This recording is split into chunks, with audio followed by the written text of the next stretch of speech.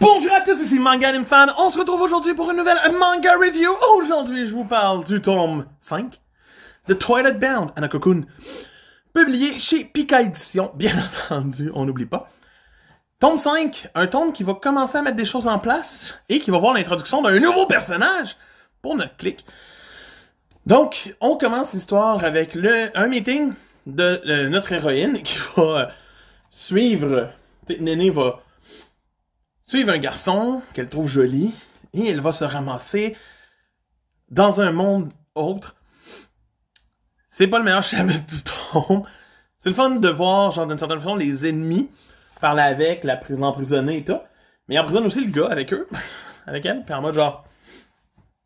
on s'en fout de lui. Fait que tu sais, c'est le fun de l'avoir confronté le frère d'Hanako et tout.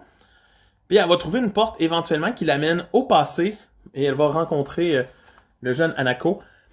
J'ai vraiment trouvé ça le fun. C'est sweet comme petit moment. C'est agréable à voir, mais sans plus. Fait que c'est ça. Par la suite, on va avoir une enquête qui part sur un nouveau mystère, qui est le mystère numéro 1 de l'école. Wouh! Qui est une horloge que tu peux avancer le temps, l'arrêter ou le reculer.